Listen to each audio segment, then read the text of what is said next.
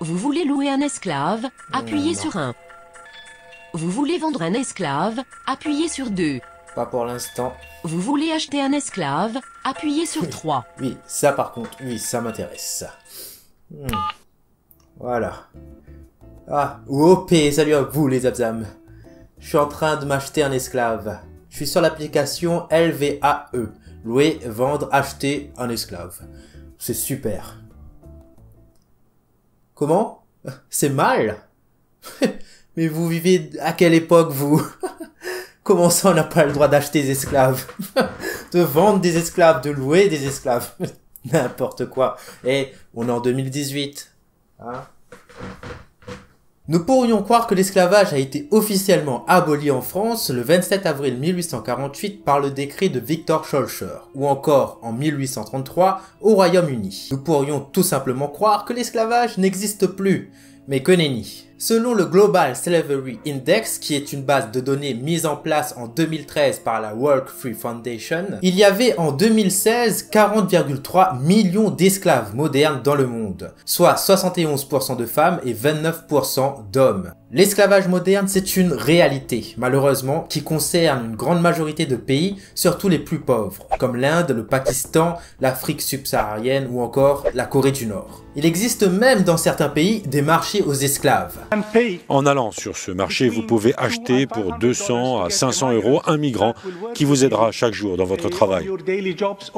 Une fois acheté, cette personne vous est remise et elle passe sous votre responsabilité. Mais attention, l'esclavage est aussi exercé dans les pays développés par le biais de grandes ou petites entreprises qui sont peu scrupuleuses envers leurs salariés. Des millions de personnes travaillent encore aujourd'hui dans des conditions qui sont assimilables à l'esclavage. L'esclavage n'appartient donc pas au passé. OP, salut à vous les Abzam, comment ça va? Moi je vais super bien.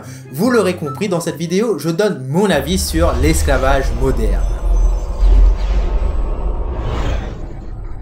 Préparez-vous car vous allez en apprendre beaucoup dans ce 4e épisode de mon avis sûr. Qu'est-ce que l'esclavage ancien et l'esclavage moderne? L'esclavage a toujours existé, et cela depuis la mise en place des sociétés organisées. Les premières traces écrites qui montrent l'existence de la pratique de l'esclavage se trouvent sur une tablette sumérienne qui remonte à 4 millénaires. Depuis, la notion d'esclavage a bien évolué. Nous avons une définition de l'esclavage ancien ou classique qui désigne l'état d'une personne qui se trouve sous la dépendance absolue d'un maître. Il est privé de sa liberté et devient exploitable et négociable. L'individu est alors considéré comme étant un bien matériel. Comme le dit Olivier Grenouillot dans son ouvrage Qu'est-ce que l'esclavage? L'esclave voit son humanité mise en sursis. Bien qu'officiellement aboli, l'esclavage ancien ou classique se pratique toujours, mais aujourd'hui on utilise plus le terme esclavage moderne. Cet esclavage moderne peut prendre différentes formes. Il y a la pratique de la servitude, du travail domestique, de la traite des humains ou encore de l'esclavage sexuel. Ces deux définitions sont assez assimilables. Les personnes qui sont le plus touchées par l'esclavage moderne sont généralement les pauvres, les immigrés ou encore les personnes qui ont des dettes. Donc, vous l'aurez compris, l'esclavage existe toujours et n'a pas été aboli. L'esclavage n'a jamais cessé d'exister.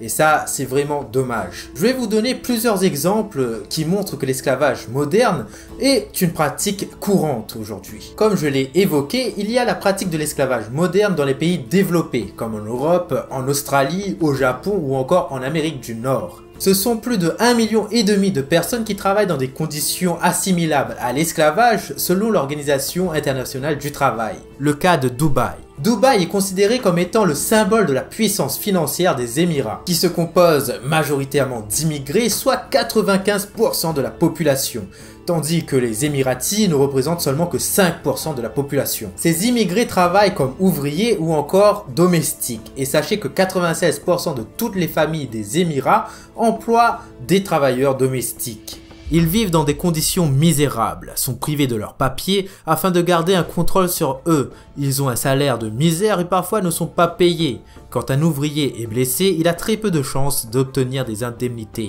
et même les plus payés. Vous pensez qu'ils vont lui verser quelque chose? J'espère. Qu'est-ce que vous pensez, ils vont le faire? Je ne suis pas sûr. Il n'est pas rare aussi qu'ils travaillent sous un soleil de plomb où les températures atteignent parfois les 55 degrés. La plupart du temps, les contrats de travail ne sont pas respectés et une grande pression pèse sur les travailleurs. Les conditions de vie sont tellement dures que certains finissent par se suicider. Pour tout vous dire, le consulat a recensé plus de 1 suicide d'ouvriers tous les 4 jours.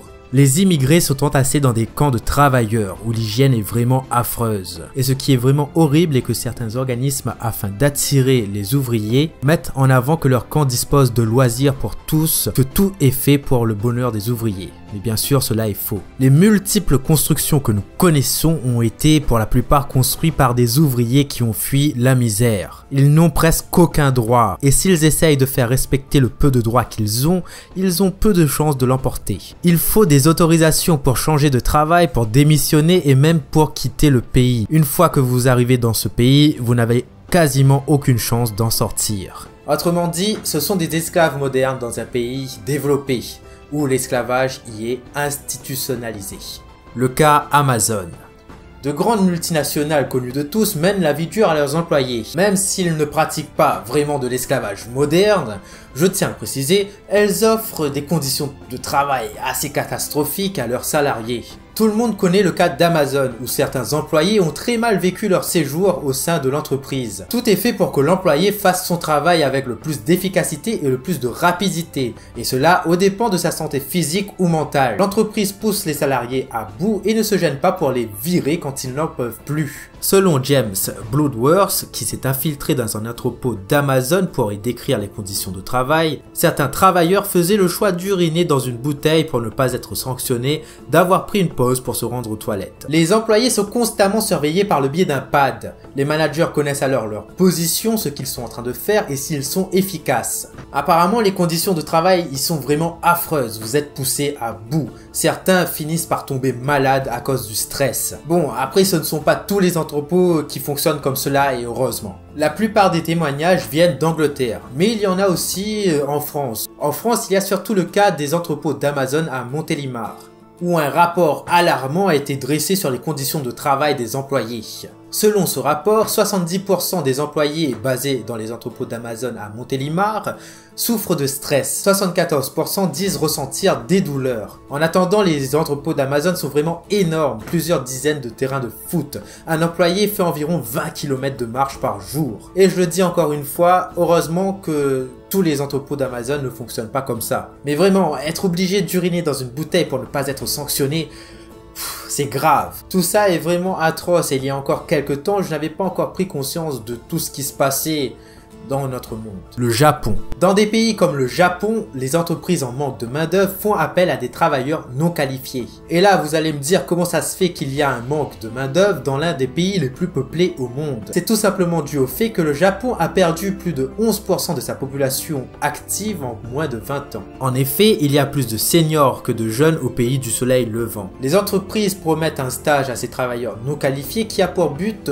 de les former. Le problème est que bien souvent, il y a énormément d'abus. Il y a des violences physiques, certains reçoivent des coups de ceinture ou encore des coups de pied. C'est pas la joie donc. Et si jamais vous avez le courage de dénoncer les méfaits de l'entreprise, eh ben ils vous expulsent. Et le plus souvent, ces travailleurs se retrouvent endettés car ils ont dû payer des frais à différentes agences. Des frais qui s'élèvent à environ 7000 €. Ce sont plus de 220 000 stagiaires entre guillemets qui travaillent dans d'affreuses conditions au Japon. Dans des domaines comme l'agriculture, la construction ou encore l'industrie du textile. Ces travailleurs non qualifiés viennent dans l'objectif d'en apprendre un peu plus sur les technologies utilisées au Japon. Cela pour pouvoir les mettre en place dans leur propre pays. Ces immigrés viennent souvent de Chine ou encore des Philippines. Le mariage forcé.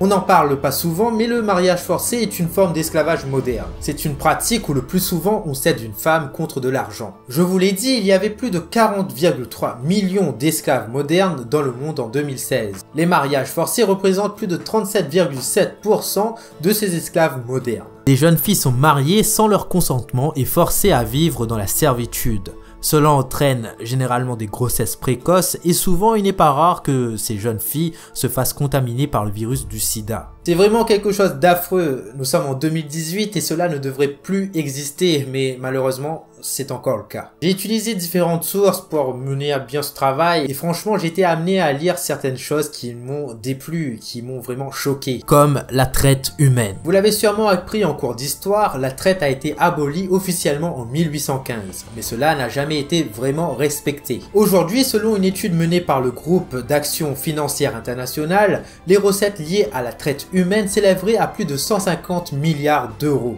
C'est vraiment énorme et vraiment décevant d'apprendre ça. Ces hommes et ces femmes qui sont vendus sont victimes de travail forcé. Dans certains cas extrêmes, certains sont destinés au marché du trafic d'organes. Selon une étude menée par l'Organisation mondiale de la santé, 5 à 10% des transplantations d'organes dans le monde étaient faites de manière illégale. C'est une véritable industrie planétaire qui fait des millions de victimes. En effet, ces transplantations d'organes sont faites de manière illégale, donc dans des conditions affreuses. Le plus souvent, les victimes finissent par mourir. L'esclavage moderne prend différentes formes, mais se rapproche vraiment de l'esclavage classique. Comme je l'ai dit, c'est vraiment deux définitions assimilables. Suite à tous ces exemples que j'ai donnés dans cette vidéo, mon avis est que l'esclavage moderne est une pratique vraiment atroce. Ça, je n'ai même pas besoin de le dire, c'est évident. C'est un sujet qui a été difficile à traiter. Je n'avais jamais pris conscience de tous ces chiffres et de toutes ces pratiques qui sont exercées dans notre monde à l'heure actuelle. Je me demande comment certaines personnes sont capables de martyriser d'autres personnes juste pour le profit. C'est vraiment inhumain. Ce sont des pratiques immondes qui sont toujours exercées aujourd'hui et ça, c'est vraiment pas drôle. J'espère que vous vous êtes rendu compte que l'esclavage n'a pas disparu et qu'il est toujours présent. N'hésitez donc pas à me donner votre avis sur le sujet. Il y a encore beaucoup de choses à dire sur le sujet et bien sûr, je n'ai donné que quelques exemples. N'hésitez pas à aller voir mes autres vidéos, mon avis sûr, qui concernent The Last of Us, Princess Mononoke ou encore l'intelligence artificielle. N'hésitez pas à mettre un petit pouce bleu et un petit commentaire si la vidéo vous a plu. Moi, je vous dis à ciao pour de prochaines vidéos sur ma chaîne.